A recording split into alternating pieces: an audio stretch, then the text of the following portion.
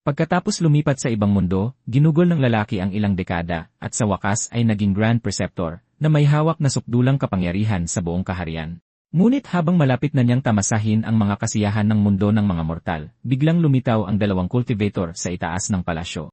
Nagsimulang maglaban ang dalawa sa ere, na walang pakialam sa mga mortal sa ibaba. Ang resulta ay parang pagbaba ng parusa ng Diyos, na ginawang wasak ang buong kabisera. Ang aking dose-dosenang asawa, Querida, at mga anak ay hindi nakatakas sa sakunang ito. Ngunit hindi ko mapigilang tumawa sa pananabik. Dahil mula noong araw na naging opisyal ako, ginamit ko ang aking kapangyarihan para maghanap ng mga bakas ng mga immortal. Minsan ay nagpadala ako ng 10,000 kabalyero sa nagielong dagat ng malayong hilaga, sa malawak na karagatan ng malayong timog, sa bangin ng kawalan ng malayong silangan, at sa magkakadugtong na kabundukan ng malayong kanluran. Ngunit kahit na halos hanapin ko na ang buong malawak na ksuan, wala akong natagpuang bakas ng pagkakaroon ng mga immortal. Ngayon, matapos masaksihan na totoong may mga cultivator, mabilis kong itinaas ang aking kamay at gumawa ng mga hand seal. Ipinatawag ko ang aking artifact, ang reincarnation. Kaya nitong gawing simulated illusory experiences ang lahat ng tunay kong naranasan, na nagpapahintulot sa aking bumalik sa isang nakatakdang anchor point. Sa katunayan, ito na ang aking ikalawang buhay mula nang lumipat ako sa kontinenteng ito. Sa aking unang buhay, dahil sa kakulangan ko ng pangunawa sa mundong ito, nagtrabaho lang ako. Kinalaunan, naging ordinaryong mayaman ako, nag-asawa, nagkaanak, at namuhay ng simple. Sa wakas, habang papalapit na ang katapusan ng aking buhay, nagising ko rin ang artifact na ito na tinatawag na reincarnation. Dahil sa artifact na ito, mabilis akong umangat sa buhay na ito, at naging Grand Preceptor. Gayunpaman, hindi ako maaaring mag-restart kaagad ngayon dahil sa buhay na ito, mayroon pa akong napakahalagang bagay na kailangang asikasuhin. Ngayong karamihan sa mga gusali ng Skuan Capital ay nawasak sa isang iglap, matapos sakupin ng aking pinagkakatiwalaang batalyon ng mga bantay ang Skuan Capital, hindi lang nila mapapabilis ang muling pagtatayo pagkatapos ng sakuna. Mas mahalaga, maaari akong manatili sa kampo ng militar at imbestigahan ang kinaroroonan ng dalawang cultivator na iyon. Ilang buwan ang lumipas, ang muling itinayong kabisera ay sa wakas nagkaroon muli ng mga palatandaan ng buhay. Sa panahong ito, ang mga lihim na ahenteng ipinadala ko ay hindi makahanap ng anumang bakas ng dalawang cultivator na iyon. Dahil ganoon ang kaso, ayaw ko nang mag-aksaya pa ng oras dito. Agad kong inactivate ang reincarnation. Gaya ng dati, may ilang opsyon na lumitaw sa harap ko para sa preservation. Una, panatilihin ang isang bagay na pag-aari ko sa buhay na ito. Ikalawa, panatilihin ang aking cultivation realm. Ikatlo, payagan ng isang taong malapit sa akin na panatilihin ang mga alaala ng buhay na ito. Ika-apat, talikuran ang lahat ng opsyon para pabilisin ang proseso ng pag-charge. Matapos suriin ang mga ito, plano ko pa ring piliin ang ika-apat na opsyon. Ang pagbabago ng reincarnation artifact sa ilusyon ay nangangailangan ng charging. Kapag nakatanggap ako ng nakamamatay na atake, gagamitin nito ang charging progress para otomatikong i-activate ang isang protective shield. Ang layunin ko sa buhay na ito ay alamin ang mga sikreto ng cultivation mula sa dalawang cultivator na iyon. Dala ang karanasan ng dalawang buhay, lahat ay naging maayos na parang natural na daloy lamang. Sa pagsusulit na ito, nagsulat ako ng mas magandang sanaysay kaysa sa nakaraang buhay ko, diretsong nakakuha ng pinakamataas na karangalan sa lahat ng 3 Imperial Examination at naging tanyag sa buong kaharian. Pagkatapos, pinili ko pa ring maglingkod bilang opisyal sa Wen County. Bagamat nagpahayag ng labis na pagkalito at panghihinayang ang korte, inaprubahan pa rin nila ang aking kahilingan. Dahil sa aking magandang reputasyon, at sa aking kumpletong pag-unawa sa ugali ng lahat ng opisyal sa county, mabilis kong napasuko ng buo ang Wen County at sinimulan kong ipromote ang aking mga pinagkakatiwalaang tauhan. Sunod, naghanap ako ng isang taong maaaring magsilbing body double para kay Prince Lengya at hinubog siya bilang isang pinagkakatiwalaang alagad. Pagkatapos, sa pakikipag-ugnayan sa kanya sa loob at labas, inalis ko si Prince Lengya at kinuha ang kanyang lugar. Mula sa puntong ito, matagumpay kong nakuha ang kontrol sa mansyon ni Prince Lengya. Kinalaunan, ang kasal sa pagitan ni Prince Lengya at ng apo ng Chief Grand Scholar ay natuloy ayon sa plano. Nang gabing iyon, lihim akong pumasok sa silid pangkasal at tinupad ang kasal sa prinsesa ng Lengya. Kinabukasan, nanganak siya ng isang lalaki para sa akin. Pagkalipas ng ilang taon pa, ang emperador ay sa wakas nagkasakit ng malubha. Matapos matanggap ang utos ng paghalili, mabilis kong dinala ang aking mga alagad sa kabisera. Matapos maluklok sa trono ang aking puppet na si Prince Lengya, malawakan kong inilagay ang aking mga alagad sa buong korte. Kasama ang lihim na kooperasyon ng apo ng Grand Scholar, mabilis kong nakontrol ang parehong korte at ang kaharian. Matapos suportahan ang aking anak sa trono, itinalaga ko ang aking sarili bilang Grand Preceptor, na muling naabot ang posisyon ng sukdulang kapangyarihan sa kaharian. Sa araw na ito, sa wakas ay dumating ang mga lihim na ahente upang magulat na tila natuklasan nila ang Immortal Realm. Sabi nila sa dulong silangang bahagi ng kontinente, nawawala ang ulap sa ibabaw ng Void Abyss sa loob ng kalahating araw tuwing 15 taon. Noong oras na yon, malabo nilang nakita ang maraming mararangyang gusali na nakatago sa loob. Sa paghusga sa maunlad na tanawin, ang lungsod ay dapat maglaman ng hindi bababa sa 1,000,000 tao. Bukod dito, maraming pambihira at kakaibang mga hayop ang lumilipad sa kalangitan. Nang marinig ito, tinanong ko kung nakahanap na siya ng paraan para bumaba sa bangin na yon. Sabi ng lalaki, sinubukan nila ang iba't ibang paraan, ngunit walang nagtagumpay. Sa sandaling bumaba sila, pinupunit sila ng isang malakas na hangin na bigla na lang lumilitaw. Nang marinig ito, tahimik akong napabuntong hininga. Mukhang kailangan ko pa ring maghintay sa 2 cultivator na iyon na muling lumitaw sa itaas ng kabisera. Hindi nagtagal, mahigit 10 taon ang lumipas, at dumating ang araw na nakita ko ang mga cultivator sa aking nakaraang buhay. Ang 2 iyon ay lumitaw sa itaas ng kabisera, tulad noong huling beses. Gayunpaman, sa pagkakataong ito, habang sila ay malapit ng maglaban, bigla nilang natuklasan ang maraming metal na projectiles na mabilis na tumitira pa itaas mula sa lungsod sa ibaba. Ang malaking lalaki na nagngangalang Kuhong ay nagmamadaling inactivate ang kanyang protective shield para ipagtanggol ang sarili. Sa pagtingin sa ibaba, natuklasan niya. Ang mga metal na projectiles na ito ay lahat galing sa mga metal na tubo na hawak ng mga mortal sa lupa. Tinitingnan ni Kuhong ang mga metal na pellet na ito, na labis na nagtataka kung ano ang mga ito. Kaya gumamit siya ng mga immortal teknike para hilahin ang isa mula sa mga kamay ng mga taong iyon para suriin. Matapos makumpleto ang kanyang inspeksyon, sinabi niyang sayang dahil ang ganitong uri ng bagay ay may epekto lamang sa lupain ito kung saan hindi kumpleto ang dakilang tao. Pagkatapos ay tumingin siya sa ibaba at sinabing naglakas loob kaming mga mortal na atakihin ang isang cultivator na tulad niya. Dahil doon, iwinasiwas niya ang kanyang malaking kamay at nagpakawala ng dagundong ng isang fire dragon patungo sa lupa. Sa sumunod na segundo, tinangay ng fire dragon na ito ang buong kabisera na parang isang demonyong sumisira ng mundo. Sa isang iglap, muling ginawang wasak ang kabisera. Ngunit nang tingnan niyang muli ang lupa, nagulat siya sa tanawing nasa harapan niya. Natuklasan niya na bagamat gumuho ang mga gusali, walang ni isang mortal sa ibaba ang nasugatan o namatay. Napansin ni Dao Xuanzi sa gilid ang panlilinlang, sinasabing ang mga nakatagong sandata kanina ay ibinabad sa dugo ng mortal. Noon lamang biglang naintindihan ni Kuhong. Dapat malaman na ang dugo ng mortal ay naglalaman ng isang bagay na tinatawag na immortal mortal miasma. Sa pagdikit, sa pinakamabuti, hihina ang spiritual power ng isang tao. Sa pinakamasama, malalagay sa panganib ang buhay ng isang tao. Mabilis na naintindihan ng dalawa na sila ay tinambangan at agad na lumingon para umalis muna sa lugar na ito. Sa sandaling ito, malakas akong sumigaw. Kung tatakas kayong dalawa ngayon, bukas ay kakalat ang balita tungkol sa pagkuha ninyo ng core formation cultivation method sa buong cultivation world. Nang marinig ito, marahas na nanginig ang puso ni Tao Xuanz. Ang bagay tungkol sa pagkuha ng cultivation method ay silang dalawa lang ang nakakaalam at imposibleng kumalat. Ang hindi nila alam ay ang impormasyong ito, kabilang na ang tungkol sa immortal mortal miasma, ay natutunan ko mula sa kanilang dialogo sa labanan sa aking nakaraang buhay. Sa maikling sandali na natigilan sila, dose-dose ng bala ng kanyon pa ang tumira pa itaas mula sa lupa. Kasunod nito, nang sumabog ang mga bala ng kanyon sa kanilang paligid, lahat ito ay puno ng dugo ng mortal. Sa wakas, pareho silang kinain ng kaagnasan sa buong katawan, hindi na makalipad, at parehong bumagsak. Ang mga sundalo sa paligid ay malakas na sumigaw, "Dalawang Immortal Master, pakiusap huwag na kayong lumaban pa. Iniutos ng aming Grand Preceptor na kung susuko kayong dalawa, maaari ninyong panatilihin ang inyong mga buhay."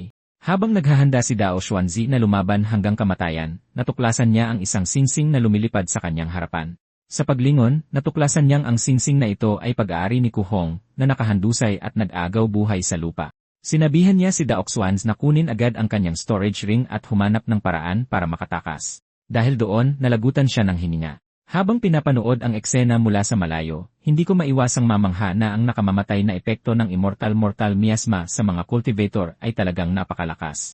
Naniniwala si Dao Xuanz na may ibang mga cultivator na nagtatago sa likod ng mga mortal, gamit ang immortal mortal miasma laban sa kanila. Tumanggi siyang tanggapin na siya at ang kanyang kapatid ay mamamatay sa kamay ng mga kasuklam-suklam na kontrabida. Kaya't pinakilos niya ang kanyang huling spiritual power sa halaga ng pagsunog ng kanyang life force, gamit ang mga kababalaghan ng langit at lupa bilang kanyang pundasyon, at tumawag, "Espada, halika." Sa sumunod na segundo, 100 metrong lapad na malaking espada ang bumaba mula sa kalangitan. Habang malapit nang bumagsak ang higanting espadang ito sa kabisera, dali-dali kong inactivate muli ang artifact, tinapos ang buhay na ito at bumalik sa paunang anchor point. Sa pagkakataong ito, plano kong akitin muna ang isa sa dalawa. Kaya sa buhay na ito, matapos makuha ang kontrol sa korte, personal akong pumunta sa lugar sa itaas ng Void Abyss. Ayon sa pagkalkula ng oras, ngayon mismo ang araw kung kailan nawawala ang makapal na hamog tuwing 15 taon. Pero nang kinuha ko ang teleskopyo at malinaw na nakita ang tanawin sa ibaba, agad na pinagpawisan ng malamig ang buong katawan ko.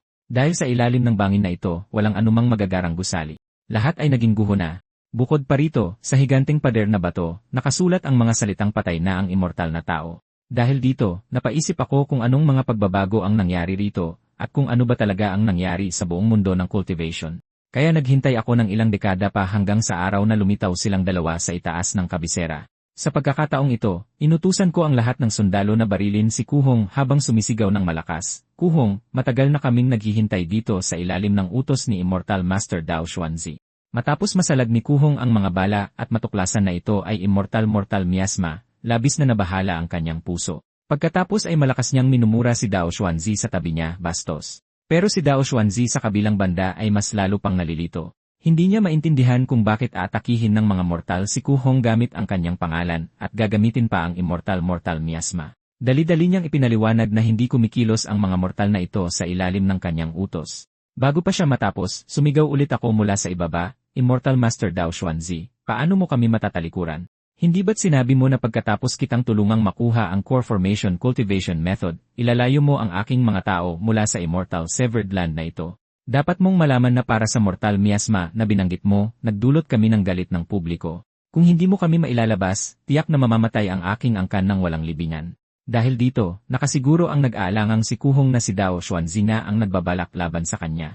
Dahil bukod sa kanilang dalawa, imposible para sa sinuman sa mundong ito na malaman ang tungkol sa pagkakaroon ng cultivation method. Nakita ni Dao Xuanzi na hindi solusyon ang pagpapatuloy nito, kaya gumamit siya ng mga immortal teknike at nagsimulang hanapin ang pinagmumulan ng boses sa lupa. Hindi nagtagal matapos niyang mahanap ito, marahas siyang sumugod papunta sa lupa. Paglapag niya, natuklasan niyang nanggagaling ang mga boses mula sa isang itim na kahon. Nagtataka siya kung anong uri ng artifact ito. Napakamaingat pala ng taong ito. Habang iniisip ito, basta na lang siyang nagpakawala ng mga immortal teknike at pinasabog ang speaker ko. Kasabay nito, humabol at dumating din si Kuhong. Sumigaw siya, Dao Xuanzi, 100 taon na tayong magkakilala. Hindi ko inaasahan na sa huli. Ganito ka palang klaseng tao. Dahil doon, itinaas niya ang kanyang kamay at pinakawalan ang teknike na Raging Flame Dragon. Agad, isang haligi ng apoy ang marahas na tumama kay Dao Xuanzi. Natural na hindi tatayo lang si Dao Xuanzi at maghihintay ng kamatayan. Itinaas din niya ang kanyang kamay at ipinatawag ang kanyang mahabang espada na bumangga sa haligi ng apoy na iyon. Sa sandaling ito, nagsimula ulit akong sumigaw, pabago-bago ng isip at mapaghiganti ang Dao Xuanzi na ito. Kung hahayaan natin siyang manalo, wala tayong pag-asang mabuhay. Mga kawal, makinig sa aking utos, tulungan si Immortal Master Kuhong na labanan si Dao Xuanzi. Nang marinig ito, labis na natuwa si Kuhong at sinabing, ayon sa kasabihan, ang mga gumagawa ng maraming kasamaan ay magdadala ng kanilang sariling pagkawasak. Dao Xuanzi, hindi ko inaasahan na ikaw, na laging ipinagmamalaki ang pagiging marangal, ay magtataksil din sa iba at pagbabayaran ang kahihinatnan. Ang napagbintangang si Dao Xuanzi ay galit na minumura si Kuhong, tanga ka. Minamanipula tayo ng isang tao. Pero tuluyang tumangging makinig si Kuhong. Agad siyang gumawa ng mga hand seal at pinakawalan ang kanyang kamakailang natutunang teknike, ang Dragon Prison. Pagkasabi niya ng mga salita, isang kulungang gawa sa nag-aapoy na apoy ang bumaba mula sa langit at ikinulong si Dao Xuanzi. Nang makita ito, dali-dali ring gumawa si Dao Xuanzi ng mga hand seal para sirain ang kulungan. Sa isang malakas na pagsabog, lumipad siya sa kalangitan dala ang kanyang mahabang espada. Pagkatapos, gamit ang kanyang ultimate teknike, muli niyang ipinatawag ang higanteng espadang iyon. Si Kuhong sa ibaba ay walang balak na umatras. Matagal na niyang gustong subukan ang kanyang lakas laban sa galaw na ito ni Dao Xuanzi. Sakto noong magbabanggaan na silang dalawa gamit ang kanilang mga ultimate teknike, inutusan ko ang aking mga tauhan na magpaputok ng sunod-sunod kay Dao Xuanzi. Matapos sumabog ang mga bala, tuluyang napalibutan siya ng Immortal Mortal Miasma. Dahil dito, biglang bumaba ang kanyang spiritual power, at tinamaan siya ng Dragon Prison ni Kuhong. Nang hindi siya binibigyan ng oras para makakilos, mabilis na naghiwa-hiwalay ang mga sanga, pinagpira-piraso si Dao Xuanzi. Ang higanting espada sa kalangitan ay naging pira-piraso rin at nagkalat. Pagkalapag ni Kuhong, dali-dali akong lumapit para magbigay galang at humiling na iligtas niya ang libu-libong buhay ng aking angkan. Lumingon siya at nagtanong, yung boses na narinig mula sa lahat ng direksyon kanina, gawa mo yon, hindi ba? Sinabi rin niya na ako, isang hamak na mortal, ay nangahas na makialam sa labanan ng mga cultivator. Sabi ko ay naghahanap lang ako ng kahit katiting na pag-asa para mabuhay. Nang marinig ito, lumambot si Kuhong at sinabing lahat sa mundong ito ay desperadong nakikipaglaban para sa kakarampot na pag-asang iyon. Sunod, sinabi ko na minsang ipinangako sa akin ni Dao Xuanzi na kung magtagumpay ito, ilalayo niya kami sa lugar na ito. Bumuntong hininga si Kuhong at sinabing, sa loob ng 100 taon, tapat sa kanyang salita si Dao Xuanzi sa publiko. Hindi ko inaasahan na kumikilos pala siya ng walang anumang prinsipyo, niloloko pa kahit mga mortal. Ang Immortal Severing Formation ay lubhang mapanganib. Kahit kami mismo ay nangangailangan ng malaking pagsisikap para umalis, kaya paano magiging posible na magdala ng mga mortal? Nang marinig ang mga salitang ito, marahas na nanginig ang aking puso. Matapos makabawi sandali, sinabi kong hindi ito ang lugar para mag-usap. Pagkatapos ay dinala ko siya sa isang silid sa ilalim ng lupa at tinanong kung totoo ang kanyang mga sinabi. Sabi ni Kuhong, hindi niya kailangang lokohin ako, isang hamak na mortal. Marahil ay kayang protektahan ng mga Golden Core Stage Cultivator ang mga mortal habang sinisira ang Immortal Severing Formation na iyon. Nang marinig ito, malungkot akong nagtanong, ibig sabihin ba niyan wala kaming mga mortal na pag-asang makaalis sa mundong ito? Para makaalis sa Immortal Severed Land, kailangang sirain ang Immortal Severing Formation. Gamit ang isang hamak na katawang tao, walang-wala talagang posibilidad na makalusot. Sinabi rin niya na wala na akong maraming taon para mabuhay. Hindi ba't maganda na rin na maging isang lokal na emperador dito? Sunod, tinanong ko siya kung may isang taong makakapag-cultivate hanggang sa foundation establishment na tulad niya, makakaalis na ba sila noon? Matapos marinig ito, tumawa ng malakas si Kuhong at sinabing imposible. Ang lugar na ito ay walang kahit anong spiritual energy, kaya walang paraan para mag-cultivate. Bukod pa rito, kayong mga mortal ay nababalutan ng miasma, kaya paano kayo makakapag-cultivate para maging mga immortal? Pinayuhan niya akong isuko na ang ideyang ito. Para sa mga mortal na nagnanais mag-cultivate, kailangan muna nilang pumunta sa labas ng mundo para muling buuin ang kanilang mga katawan at linisin ang miasma. Kung hindi, kahit na ilagay sa harap nila ang landas tungo sa immortalidad, makikita nila ito, ngunit hindi ito maaabot. Nang marinig ito, labis akong nawalan ng pag-asa na nanginginig ang buong katawan ko. Matapos kumpirmahin sa kanya muli na talagang walang solusyon, tumayo ako at lumabas. Sa sandaling paglabas ko ng silid, mabilis na sumara ang 2.5 metrong kapal na pinto na bato. Agad-agad, mabilis na bumuga ang immortal mortal miasma mula sa mga pader na bato sa paligid na bumalot kay Kuhong. Sa huli, tanging ang kanyang mga naghihirap na sigaw na lang ang naririnig mula sa pinto. Dahil hindi maaaring magkasama ang mga immortal at mortal, paano ko, isang hamak na mortal, lubusang pagkakatiwalaan ang kanyang mga salita.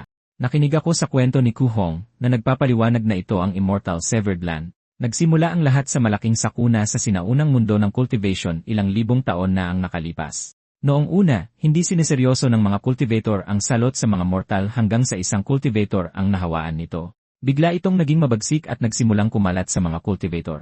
Hindi nagtagal bago ito kumalat sa buong mundo ng cultivation sa pamamagitan ng spiritual energy na kinakailangan ng mga cultivator. Ang mga cultivator na nahawaan ng salot na ito, sa mga banayad na kaso, ay bumalik sa kanilang cultivation at bumaba ang kanilang realm. Sa malalang mga kaso, nawala lahat ng kanilang cultivation sa isang gabi, naging katulad ng mga mortal, pagkatapos ay namatay at nawala ang kanilang dao. Sa desperasyon, ibinuhos ng mga cultivator ang kanilang galit sa mga mortal. Nagpatuloy ang malawakang pagpatay sa loob ng isang panahon bago ito natigil. Dahil natuklasan nila na pagkatapos mamatay ng mga mortal, hindi lang nawala ang salot, kundi nawalan pa ito ng pagpipigil at lalong kumalat sa pamamagitan ng spiritual energy na nagdulot ng pagkamatay ng mas maraming cultivator. Gayunpaman, hindi basta-basta maghihintay ng kamatayan ang mga cultivator. Agad, maraming cultivator ang nagsimulang magsaliksik ng mga paraan upang gamutin at labanan ang salot na ito. Isa pang grupo ng mga cultivator ang nagmungkahi ng kilalang-kilala sa kasamaang Great Migration Plan. Itinaboy nila ang lahat ng mortal mula sa mundo ng cultivation patungo sa mga kalapit na maliliit na mundo na walang spiritual energy o mga wasak na cave heaven, pagkatapos ay gumamit ng mga formation para permanenteng isil ang mga ito, na pumipigil sa mga mortal na makabalik. Noong una, ang mundo ng cultivation ay walang mga mortal, ngunit hindi lahat ng anak na isinilang sa mga cultivator ay may kakayahan sa cultivation. Sa paglipas ng panahon, medyo maraming mortal ang muling isinilang. Kung gustong mag-cultivate ng mga lahing ito, kailangan nilang linisin ang miasma sa kanilang mga katawan. Unti-unti, ang miasma na ito ang naging palatandaan na naghihiwalay sa mga immortal at mortal, at tinawag ito ng lahat na immortal-mortal miasma. Pagkatapos basahin ang testimonya ni Kuhong, hindi mapigilan ang panginginig ng aking mga kamay. Mayroong hindi mabilang na immortal severed lands, at napakakaunti ng mga cultivator na handang sumuong sa panganib para pasukin ang mga lugar na ito. Ang makatagpo ng dalawa sa kanila ay napakalaking swerte na. Bilang isang mortal, limitado ang buhay ko. Kahit na kaya kong patuloy na mag-simulate ng reincarnation, paulit-ulit lang ako sa loob ng saklaw ng aking buhay. Ngayong taon, 70 taong gulang na ako at ang pinakamataas na physiological na limitasyon ng aking buhay ay 86. Sa loob ng 16 na taon na ito, halos zero ang posibilidad na makatagpo ng ibang cultivator, pero hinding-hindi ako susuko sa paulit-ulit na buhay mortal na ito. Sa sandaling ito, bigla akong may naisip na mahalaga. Kaya nagmadali akong pumunta sa Zelda at tinanong si Kuhong kung paano napunta noon ang mga mortal sa Immortal Severed Land na ito. Nakita ni Kuhong na hindi pa rin ako sumusuko at tinanong ako kung ano ang mapapala ko kahit makalabas pa ako. Sa edad na mahigit 70, gusto ko pa bang mag-cultivate para maging isang immortal? Sinabi ko na ngayon ay tuluyan nang nawala ang kanyang cultivation. Kung babalik siya sa mundo ng cultivation, makakapag-cultivate pa ba siya? Pagkatapos ay nangako ako na hanggat matutulungan niya akong makahanap ng daan patungo sa Immortal Realm, isasama ko siya pabalik. Minura ako ni Kuhong, tinawag na taksil na buhong at sinabing huwag ko na siyang subukang linlangin pa. Sabi ko, totoo man o kasinungalingan, isa pa rin itong pag-asa. Gusto ba niyang gugulin ang nalalabi niyang buhay sa loob ng selda?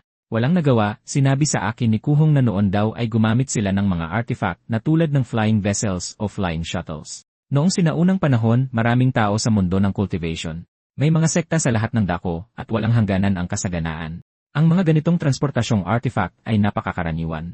Sa kasamaang palad, pagkatapos ng malalaking pagbabago sa langit at lupa, naging paranoid ang mga cultivator at nagsimulang kumilos mag-isa. Ang mga flying vessel at flying shuttle ay naging bibihira ng makita. Tinanong ko kung ang malalaking pagbabago sa langit at lupa na tinutukoy niya ay ang salot na yon. Sabi ni Kuhong, kahit nakakaiba ang immortal miasma, hindi nito kayang sirain ang pundasyon ng mga cultivator. Ang dahilan kung bakit ito lumaganap ay dahil karamihan sa mga cultivator sa mundo ay namatay sa isang malaking sakuna. Naalala ko sa sinabi niya ang minsan niyang binanggit noong kalaban si Daoxuanzi, sa landas ng Golden Core, ako siya. Kahit na maraming paraan ng core formation sa mundong ito, mas marami pang cultivator ang natigil sa foundation establishment. Kaya tinanong ko siya kung ang malaking sakunang iyon ay tungkol sa hindi maaaring sabay-sabay na pag-cultivate ng mga immortal technique. Sabi ni Kuang na tama raw iyon. Sinasabing noong unang panahon walang ganoong paghihigpit. Noong panahong iyon, maraming malalaking cultivation sect ang nagbukas ng kanilang mga pinto para tumanggap ng mga disipulo at magturo ng kanilang sining. May gabay ng mga master ang mga cultivator at maaari silang kumonsulta anumang oras kapag nahihirapan sa cultivation. Maaari pa silang magpalitan ng mga pananaw at makipagtalakayan sa mga kapwa-disipulo na nagsasanay ng parehong mga pamamaraan. Ang buong mundo ng cultivation ay nagpakita ng ganoong kasigla at karingal na eksena. Pero hanggang isang araw, natuklasan ng mga cultivator na palala ng palala ang kanilang cultivation efficiency. Nararamdaman pa nila habang nagkukultivate kung gaano karaming tao sa mundo ang nagsasanay ng parehong pamamaraan. Nangilabot sila ng matuklasan na habang dumarami ang sabay-sabay na nag-aaral ng parehong pamamaraan, lalong bumababa ang cultivation efficiency para sa kanila. Hindi mabilang na mga cultivator ang hindi umasenso sa kanilang cultivation. Nang palapit na ang katapusan ng kanilang buhay, hindi na nila maitago ang masamang balak sa kanilang mga puso. Ang mga dating master, disipulo, mga kapatid ay bigla na lang naging mortal na magkakaaway. Isang sakuna na sumaklaw sa buong mundo ng cultivation ang nagsimula. Basta't pareho ang kanilang sinasanay na pamamaraan, sila ay magkaaway na humaharang sa daan ng isa't isa, at ito'y laban ng patayan. Kahit na naisin nilang magtago sa malalim na kabundukan para mag-cultivate ng lihim, hindi sila makakatakas dahil nararamdaman ng mga cultivator na may parehong teknike ang lokasyon ng isa't isa. Matapos pakinggan ang kanyang salaysay, tinanong ko siya kung paano na nagsasanay ang mga cultivator at kung ano na ang itsura ng mundo ng cultivation ngayon. Sabi ni Kuhong, sa kasalukuyang mundo ng cultivation, kung gustong mag-cultivate, halos dalawa lang ang pagpipilian. Ang unang pagpipilian ay ang sumali sa 10,000 Immortals Alliance. Isa itong alyansang binuo ng maraming cultivator kung saan maaari kang magpalit ng contribution points para sa kaukulang cultivation methods at resources. Ang mga contribution point na ito ay maaaring kitain sa pagkumpleto ng mga nakatakdang gawain o sa pamamagitan ng pakikipagkalakalan sa iba. Ang pangalawang pagpipilian ay sumali sa 5 Elders Council na nilikha ng 5 Supreme Experts. Napakalawak ng kanilang impluensya. Sinumang may kakayahan sa cultivation ay maaaring kusang sumali, pero ang kapalit ay ang pagpirma ng isang soul contract para magsilbi sa 5 Elders Council sa isang takdang panahon. Pagkatapos marinig ang kanyang paliwanag, tinanong ko kung mukhang hindi naman pala ganoon kahirap hanapin ang mga cultivation method sa Immortal Realm. Sinabi sa akin ni Kuhong na karamihan sa mga yon ay hindi kumpletong cultivation methods. Kahit na muling pinagsama-sama ng mga malalaking paksyon, hanggang sa great perfection of key refinement ka lang madadala nito. Para mas umangat pa at maitatag ang iyong Dao Foundation, kailangan mong lumipat sa mas mataas na antas ng cultivation method. Ganoon din ang nangyayari pagkatapos ng foundation establishment. Ang mga Golden Core Cultivation Method ay sa mga alamat na lang umiiral. Sabi ko, kung kailangan mong madalas magpalit ng cultivation method, hindi ba't nangangahulugan iyon na mag-umpisa ka ulit sa simula sa tuwing lalagpas ka sa isang realm? Sabi ni Kuhong na lahat ng cultivator ay dapat sanayin ang pira-pirasong Supreme Primordial True Scripture. Hindi talaga ito isang cultivation method, kundi mas parang isang lihim na pamamaraan. Ang gamit nito ay para payagan ang mga cultivator na malayang i-dissolve ang kanilang cultivation realm nang walang malaking mawawala. Pagkatapos i-disperse ang kanilang cultivation at lumipat sa ibang pamamaraan, mabilis silang makakabalik sa dati nilang realm. Nang marinig ang ganoong kahimalang pamamaraan, paulit-ulit akong napahanga.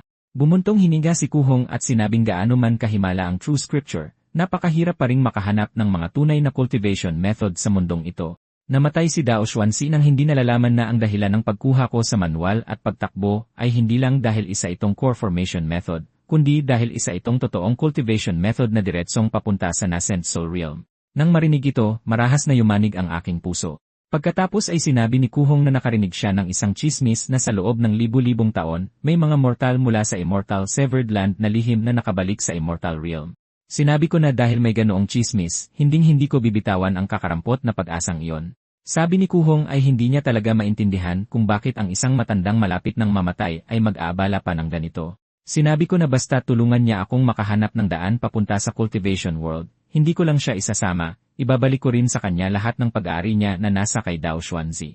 Nang marinig ito, tuwang-tuwang nagtanong si Kuhong kung seryoso ba ako sa sinabi ko. Sa sandaling iyon, nagpa siyang tulungan ako ng buong kaya niya. Sa mga sumunod na araw, sa tulong ni Kuhong, nangalap ako ng mga makasaysayang talaan at teksto mula sa buong lupain, nagsisikap na makahanap ng mga bakas tungkol sa panahon ng malawakang migrasyon mula sa mga pira-pirasong talaan ng unang panahon. Kasabay nito, inutusan ko ang militar na maghukay ng mga sinaunang libingan sa malawakang paraan, sa pagtatangkang makahanap ng anumang bakas. Kahit na nagdulot ito ng galit sa mga tao, at araw-araw nagsumite ng petisyon ang mga opisyal para tumutol, sa pilitan ko silang lahat na pinatahimik. Pero 16 na taon ang lumipas, kahit malapit nang matapos ang buhay ko, wala pa rin akong natagpuan. Ang katawan na ito ay maaaring mamatay anumang oras ngayon. Kaya gusto kong suriin ang mga gamit sa aking storage ring bago matapos ang buhay na ito. Una ay ang nascent soul cultivation method mula kay Kuhong. Sa kasamaang palad, isa lang akong mortal na walang kahit spiritual sense. Tinitingnan ang cultivation method na ito para akong nakaupo sa isang kayamanang hindi ko magamit. Nasa singsing din ang espada ni Dao Xuanzi. Ayon kay Kuhong, kapag namatay ang isang cultivator, nawawala ang spiritual essence ng mga foundation establishment treasures kasabay ng kanilang pagkamatay. Pero biglang may lumitaw na notification mula sa system na nagpaningning sa aking mga mata. May lumabas na opsyon sa panel na nagtatanong kung gusto kong i-charge ang espadang ito. Nang walang anumang pag-aalinlangan, agad kong pinili ang. Ayon sa impormasyon mula sa reincarnation, kapag umabot sa 100% ang Anchor charging progress, isang pangalawang Anchor point ang mabubuksan. Sa ganitong paraan, maaari akong pumili na mag-restart mula sa kahit anong Anchor point. Habang iniisip ito, kinuha ko ang mga gamit at pinagana ang reincarnation artifact. Tulad ng dati, 4 na pagpipilian ang lumitaw sa harap ko. Gayunpaman, sa pagkakataong ito, pinili ko ang opsyon na panatilihin ang isang item mula sa simulation na ito. Sa sumunod na segundo, ipinakita ang lahat ng pambihirang kayamanan sa aking inventaryo. Sa huli, pinili ko pa rin ang nascent soul cultivation method scroll na yon. Habang tinatapos ko ang aking pagpili, isang bound item attribute ang lumitaw sa aking personal information panel. Nangangahulugan ito na ang cultivation method na ito ay permanenteng may save sa reincarnation cycle. Sa nakaraang buhay, ang pag-utos ko na maghukay ng mga sinaunang libingan sa malawakang sukat para makahanap ng daan patungo sa mundo ng cultivation ay sobrang nakakagulat. Kahit na may matatag akong kontrol sa korte, nagdulot pa rin ito ng malaking pagtutol. Kung magpaplano ako mula sa simula sa buhay na ito, baka mabago ko ang pag-isip ng mga tao sa buong lupain. Kaya sa pagkakataong ito, sa aking pagmamanipula sa likod ng mga pangyayari, maraming maliliit na pagbabago ang naganap sa mundo. 5 taon ng Anchor, ang paaralang antikwarian ay biglang lumitaw. Nagdala ang paaralang ito ng ilang sinaunang teksto sa kabisera para sa isang pagharap sa emperador. Ang katangi-tangi at walang kapantay na katangian ng mga sinaunang tekstong ito na bihirang makita sa mundo ay yumanig sa buong kaharian. 6 na taon ng Anchor. Biglang nagkasakit ng malubha ang emperador at hindi na makabangon sa higaan. Walang magawa ang lahat ng manggagamot ng imperyo. Sa panahong ito, nagdala ang paaralang antikwarian ng isang tableta ng gamot sa kabisera at iniharap ito sa isang pagharap sa emperador. Matapos inumin ng emperador ang tableta, sa loob lamang ng ilang araw, himala siyang lubos na gumaling. -11 taon ng Anchor, nilutas ng prepektura ng Jiangguai ang isang malaking kaso ng pagnanakaw sa libingan, at nahuli ang isang grupo ng mga magnanakaw na may higit 100 katao. Hindi naglakas loob si Li Fan, ang prepekto ng Jiangguai, na magdesisyon ng mag-isa at nagpadala ng madaliang mensahe sa kabiserang Xuan, hinihiling ang hatol ng emperador. Isang buong buwan ang lumipas bago tuluyang dumating ang kautusan ng emperador. Sa halip na parusang kamatayan, hinatulan niya sila ng pagkaalipin at ipinadala sa kabisera. 15 taon ng Anchor. Nagkasakit ng malubha ang emperador at naghanap ng mga tabletang immortal para pahabain ang kanyang buhay. Kaya nagpadala siya ng higit 100,000 sundalo para maghukay ng mga sinaunang libingan kung saan-saan, naghahanap ng bakas ng mga tabletang immortal. Sa kasamaang palad, mahirap hanapin ang mga tabletang immortal, at namatay ang emperador na may pagsisisi. Samantala, lalong naging laganap sa buong lupain ang uso ng paghahanap sa mga libingang antikwarian. Bago siya mamatay, ipinasa ng emperador ang trono kay Prinsipe Lanya. Kaya, muli kong lihim na kinontrol ang kaharian. Ika-23 taon ng Anchor. Habang sunod-sunod na hinuhukay ang mga libingan, unti-unting na ibabalik ang nawawalang kasaysayan. Ang pinakamaagang dinastya na matatagpuan ay tinatawag na Qiai. Pagkatapos ay nag-alok ako ng pabuya sa buong lupain. Sinumang makahanap ng libingan ng dinastyang Qiai ay bibigyan ng titulong maharlika. Ika-25 taon ng Anchor. Sa wakas ay natagpuan na ang libingan ni Ixing, ang unang emperador ng dinastyang Qi. Agad kong inutusan ng mga tao na hukayin ang daanan patungo sa sinaunang libingan. Ang pangunahing daanan ng libingan ay umaabot ng daan-daang metro. Ang magkabilang pader ay puno ng mga mural na parang buhay na nananatiling malinaw kahit libu-libong taon na ang lumipas. Pagdating sa pangunahing silid libingan, natuklasan ko na ang espasyo ay 40 hanggang 50 metro ang taas at libu-libong metro ang haba at lapad. Ang kisam ng libingan ay tila ginagaya ang ayos ng kalangitan na may 10,000 libong makinang na perlas. Maraming mga tuktok ng bundok ang nakatayo sa buong lugar na nakalubog sa dagat ng mga ulap. Ang dagat ng mga ulap na ito na nabuo sa hindi malamang paraan ay nananatiling nakapirmi sa loob ng silid libingan ng hindi gumagalaw. Kahit pagkatapos ng libu-libong taon, hindi pa rin ito nawawala. Ang bawat tuktok ng bundok ay konektado ng isang hindi nakikitang tulay. Pagdating sa pinakamataas na tuktok, isang napakasimpleng kubo lang ang nakita ko. Ngunit sa mas malapitang pagsusuri, natuklasan ko na ang dayami na ito ay gawa pala sa mga gintong sinulid. Agad kong inutusan ang aking mga tauhan na buksan ang pinto at suriin muna ang loob. Matapos bumukas ang pinto at makumpirma nilang walang panganib, sumunod ako sa loob. Nang makita ko ang mga bagay na nakalagay sa loob, labis akong nagulat. Sa gitna ng silid ay may isang tableta ng alaala na may nakasulat na libingan ni Ixing, isang panlabas na disipulo ng Grand Divination Sect. Tila bagaman sumali ang taong ito sa isang sekta na tinatawag na Grand Divination Sect, nanatili siyang panlabas na disipulo hanggang kamatayan, hindi nakatapak sa landas ng immortal, at sa huli ay ipinatapon sa lugar na ito ng mga cultivator. Bago siya mamatay, hindi niya kinalimutan ang kanyang sekta. Dahil dito, hindi siya kinilala ng tableta bilang isang emperador, kundi bilang isang panlabas na disipulo ng Grand Divination Sect. Marahil, si Ixing ay pinagkatiwalaan ng mga cultivator ng Grand Divination Sect na maging responsable sa malaking paglipat ng kaharyang ito. Pagkatapos ay hinanap ko ang pangunahing silid libingan, ngunit matapos walang mahanap na mahiwagang kagamitan tulad ng mga lumilipad na sasakyan, bumalik muna ako sa palasyo. Makalipas ang ilang araw, dumating ang balita na may mga tala tungkol sa isang lumilipad na sasakyan na natagpuan sa inventaryo ng mga gamit sa libing. Gayunpaman, ang libingang ito ay nanakawan na pala.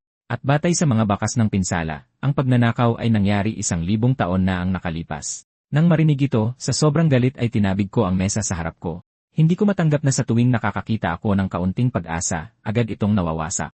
Pagkatapos kong ilabas ang aking galit, naglabas ako ng isang proklamasyon sa buong lupain. Sinumang makahanap ng mga pahiwatig na may kaugnayan sa isang sasakyang immortal ay bibigyan ng titulong marquis ng 1,000 sambahayan.